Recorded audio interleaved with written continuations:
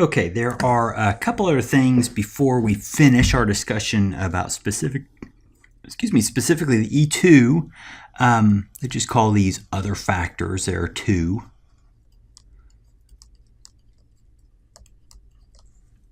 Number one,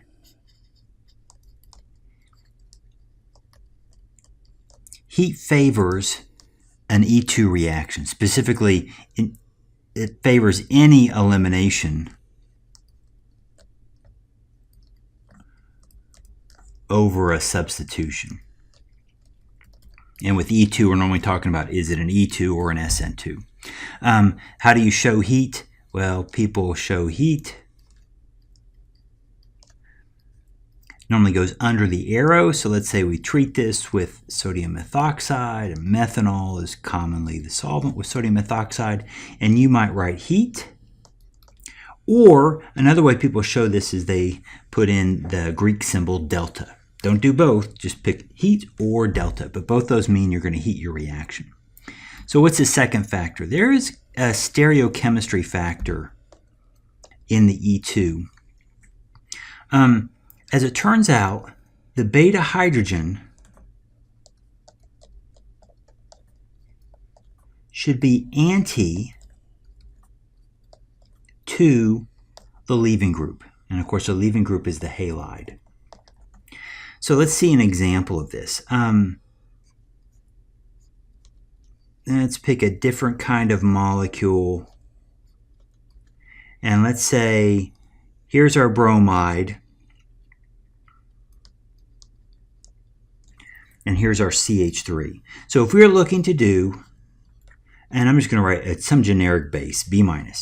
So we want an E2 to occur. How do we know? Well, maybe they wrote heat. Okay, that's a clear signal someone's trying to tell you, do an E2. So the base is going to remove a beta hydrogen.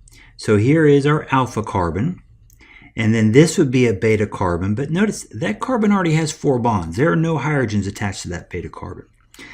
So we look over here. Here's our other beta carbon. And that beta carbon has 1 hydrogen.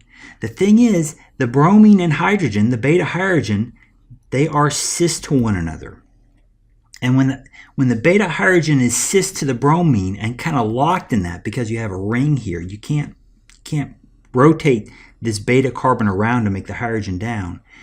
What you're asking is for this anionic base to come in from the top face, and it's going to be hanging out here on the top face, while this Br- is also going to be trying to leave on the top face. And you get a repulsion, and this leads to a slow reaction. So this reaction might work, but it's going to be a slow reaction.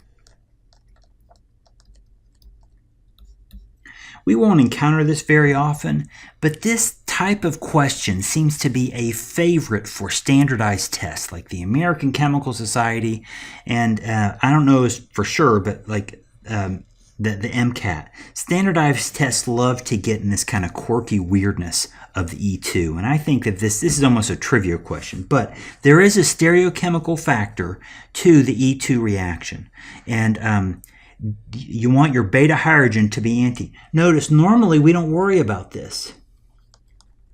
If we tried to do an elimination on this compound,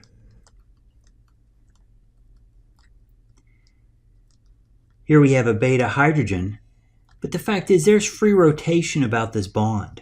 So sometimes that beta hydrogen is going to be syn, sometimes it's going to be anti, it's going to be all over the place, but it can freely rotate. It's really only when you put things in rings, this bond between the alpha and beta carbon, it can't rotate. And so all of a sudden you have to worry, wow, is my beta hydrogen in a position that it can easily be removed? And when I say in a position, is it going to be anti to my halogen?